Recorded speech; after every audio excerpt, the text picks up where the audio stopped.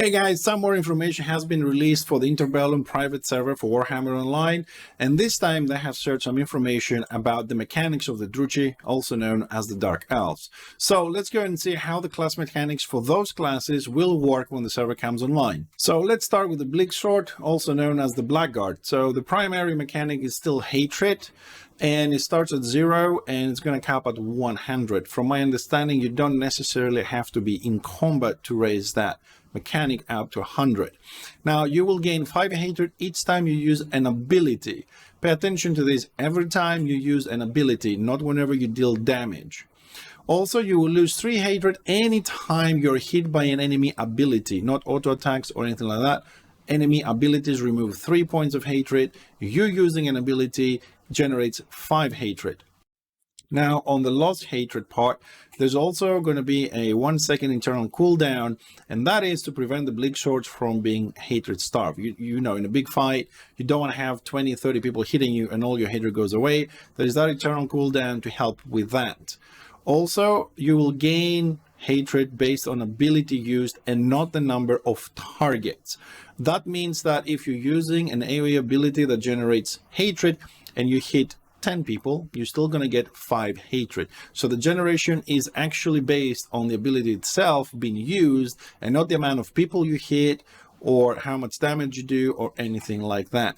And that's the primary mechanism. The secondary mechanism for hatred, of course, is going to be the hatred spenders, the abilities you're going to use in order to utilize those points into your rotation and your build. Now, the Bleacksowrd will have an aura system, so instead of the Chosen having it, it goes onto the Bleacksowrd now.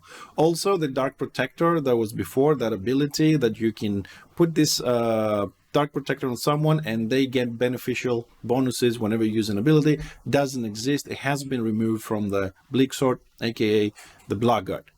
But what they're going to do now is they're going to have auras which they cost 35 hatred and they have no cooldown, which means if you already have 100 hatred points stored up, you can use 2 of them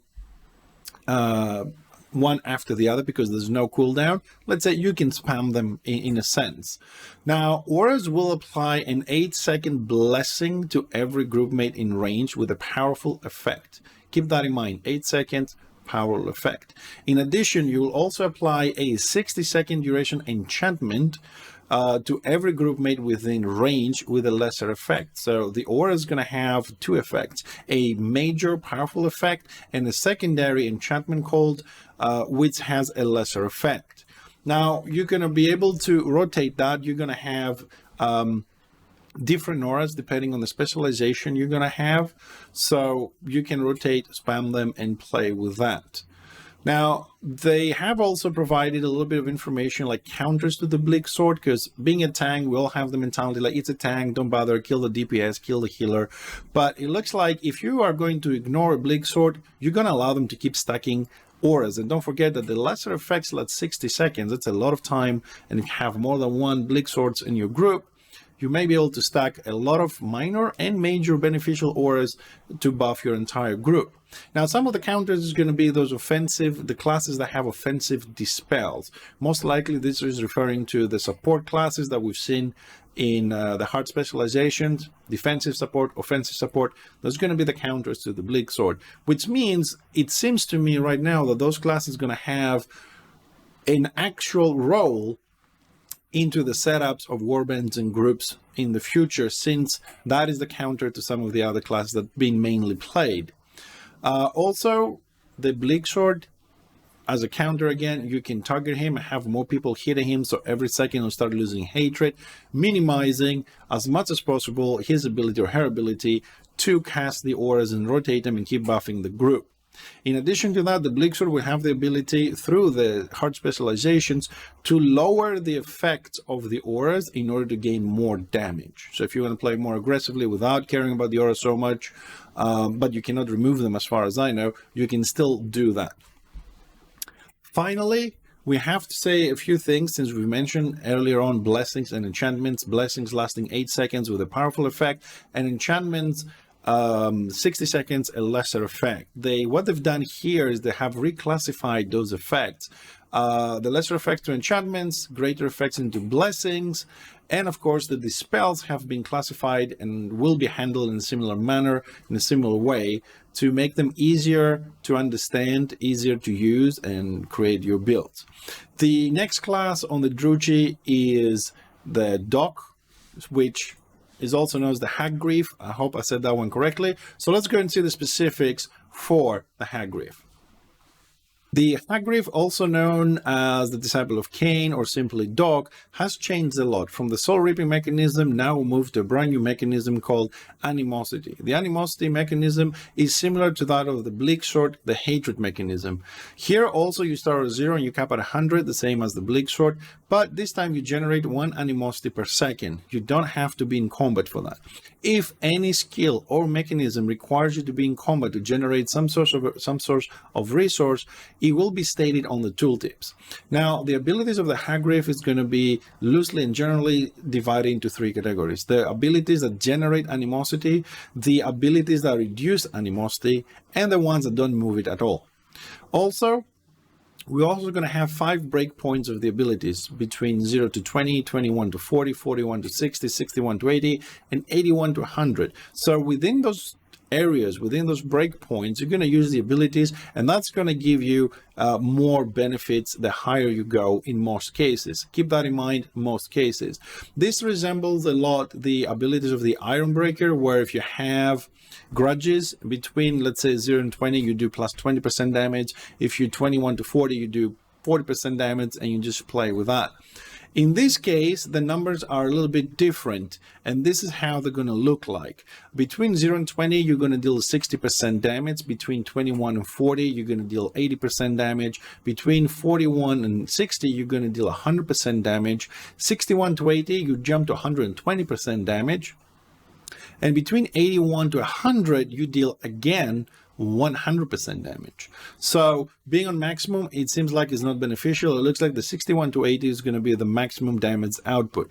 This resembles the mechanism we've seen on Slayers and Choppers. When they get angry, when the rage goes up, it's beneficial to be between 75 to 90 instead of full rage, because you get less. For example, Rampage in middle range is 20 seconds, on max range, on full rage on red is 10 seconds. It seems like we have a similar effect here. So the Hag Graef is going to have to toggle between using the abilities to generate animosity, the ones that may be doing damage but reduce it, or use ones that don't use it and then do heavy attacks when the time comes on the right timing, and of course maintaining the breakpoints to maximize damage. Now the Hag Graef has 3 hard specializations, and you can watch those more specifically into the videos we did before, but it seems like the healing skills are going to be more potent on lower values, while the Khaine assassins, which are stealth users, they're going to have it on the higher side for the damage. So they're going to have a lot of animosity in stealth that come out. It's fully charged, they can deal damage, but it's going to decrease as time goes by and the fight goes down, and they're going to have to go back into stealth to regenerate again before they come out and kill. It looks like we're going to have a unstealth, burst, and then stealth, and then wait again to attack. It's like bursty classes in and out of the shadows, which when I've read this, the first thing that came to mind was kind of the, let's say the stealth class from Guild Wars 2, that you can go into the shadows, come out, attack for a little bit, then you go back into the shadows, you come out, you attack again, and it creates a very active, very interesting gameplay. Finally, the Executioners, which are more of a brawler MDPS, is going to work a little bit differently.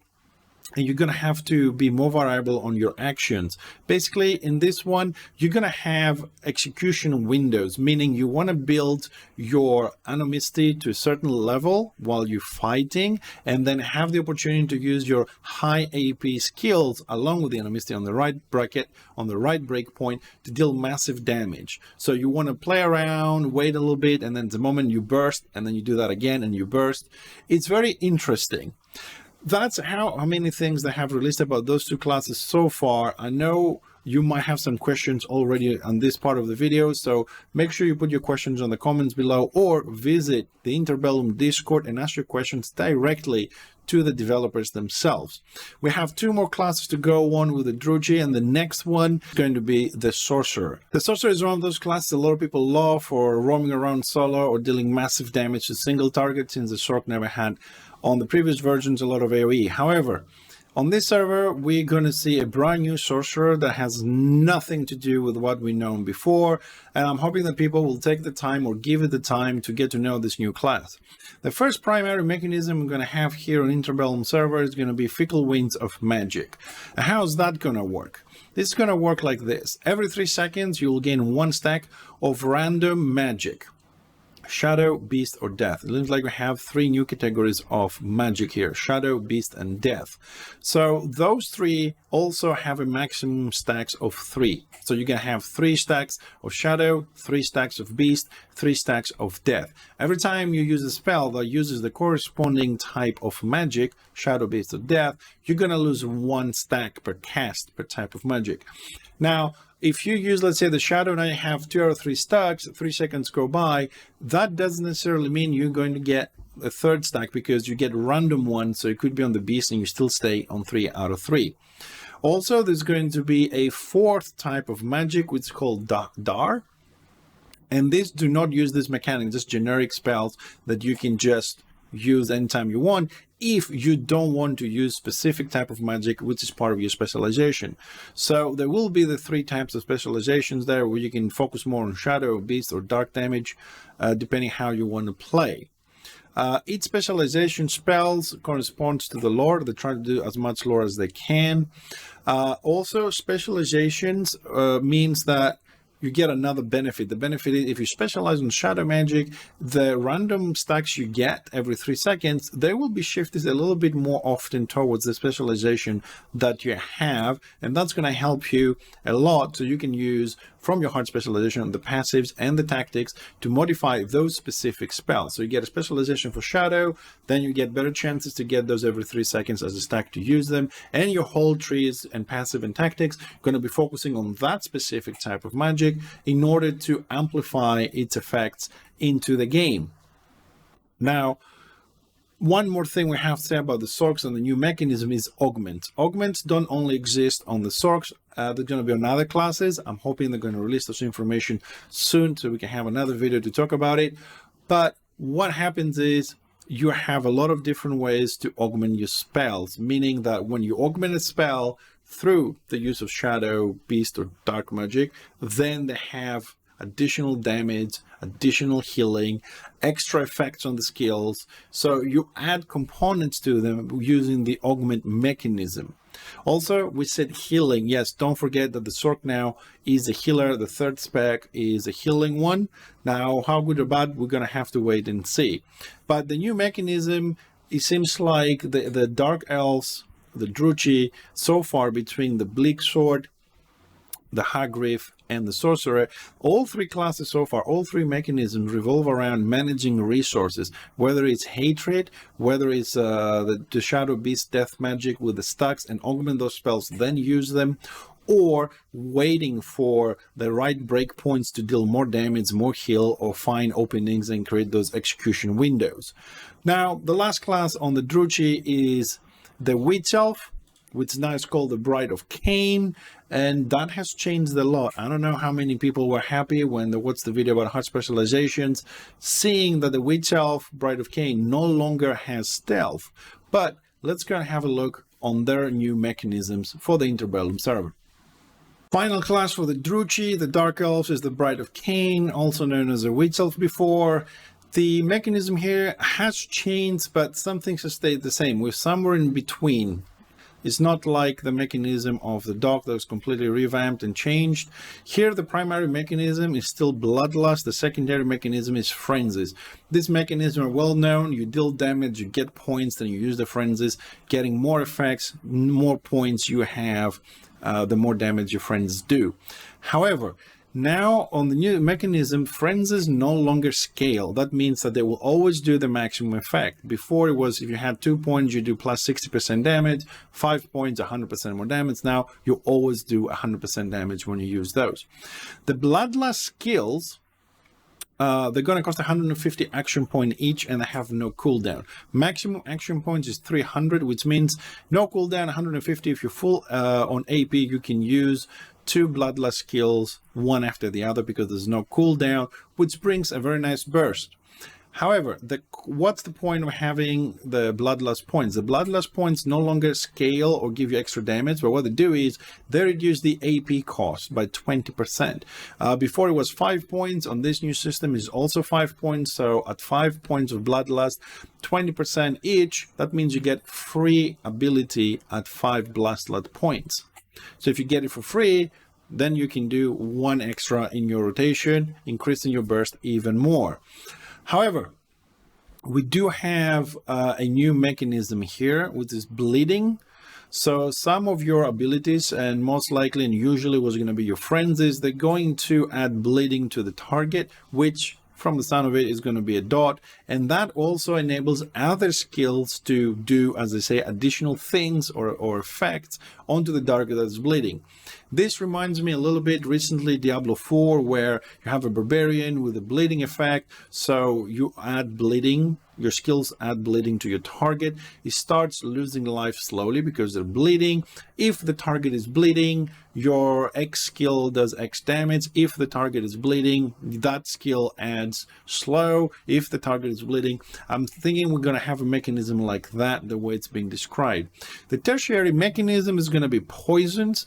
That is just a rename, it's the same thing as the kisses that we had before on Return of Reckoning and Age of Reckoning, and each specialization is going to have 2 different poisons.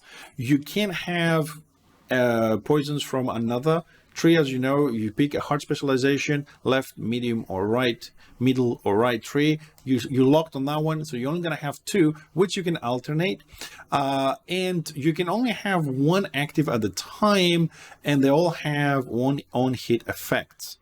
Also, I would like to say at this point, you can only have 1 active, but there's nothing stopping you, and you should, from what I understood, change the poisons in combat. So you have poison A, you do damage on a hit, you switch to poison 2 or B, and then you attack again, and you just alternate. This resembles, if I understood very well, a little bit the Marauder mechanism with the stance. You do a couple of skills on stance 1, then you switch to stance 2, you do some more skills, and that's how you meant to play the Marauder. Here we see that maybe that's something you're gonna have to do with the Witch Elves with the poisons. You're gonna have the bleeding by default, and you're gonna have the bloodlust to reduce the AP, and you keep going. Those are all the information we got so far from Discord regarding the mechanisms of the Druchii, the Dark Elves. I hope I understood everything and explained everything to be easy for people to understand. If I said something wrong, if I didn't explain something right, if you're part of the team, as always, and I keep saying this at the end of my videos, feel free to correct me on the comments below so people get the right information, which is the most important thing. For the rest of you, if you guys want to join the Interbellum server, I'll put a link on the description. And as always, don't forget to like, share, and comment. And of course, subscribe if you haven't so far. Help the channel grow so we can stay here and do more videos like this for your information.